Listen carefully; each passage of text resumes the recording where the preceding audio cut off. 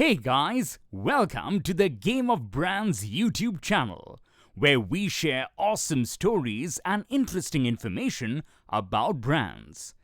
In today's video, let's take a look at the inspiring story behind the largest selling biscuit brand in the world.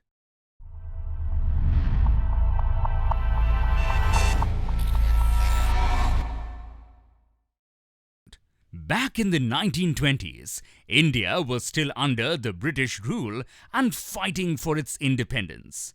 There was an atmosphere of nationalism across the country. The Swadeshi movement had encouraged people to consume Indian goods. Mohanlal Dayal Chauhan, a man running a successful textile business in Mumbai, was deeply inspired by the Swadeshi movement. He was unhappy that most of the silks for his textile business came from Europe. So, one day he and his sons decided to enter the confectionery business. The Chauhan family started learning the art of confectionery making and ordered the required machinery from Germany.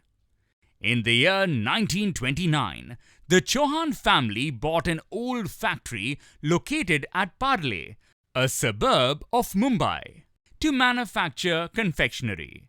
The small factory employed just 12 people, with the family members themselves serving in different departments like engineering, packaging, and confectionery making. Interestingly, it is believed that the founders were so busy managing the factory that they forgot to name it. And so with time, the first Indian-owned confectionery brand in the country came to be known after its place of birth, Parle. Parle's first product was an orange candy, which was soon followed by other confectioneries. It began manufacturing biscuits 10 years later in 1939. Back then, biscuits were a premium product and mostly consumed by the British and upper-class Indians. The biscuit market was dominated by British brands. Parle wanted to change this, and hence it launched its own biscuit brand, Parle Gluco, as an affordable source of nourishment for the common people. The humble biscuit quickly became popular with the public as it was made in India, meant for Indian tastes, and accessible to every consumer. Also, its demand exploded during World War II, as it was consumed a lot by the British Indian Army. Seeing Parle Glucose's popularity, other biscuit companies started launching their own glucose biscuit brands. By the 1960s, the market was flooded with several similar-looking glucose biscuit brands, and consumers were not able to distinguish between them.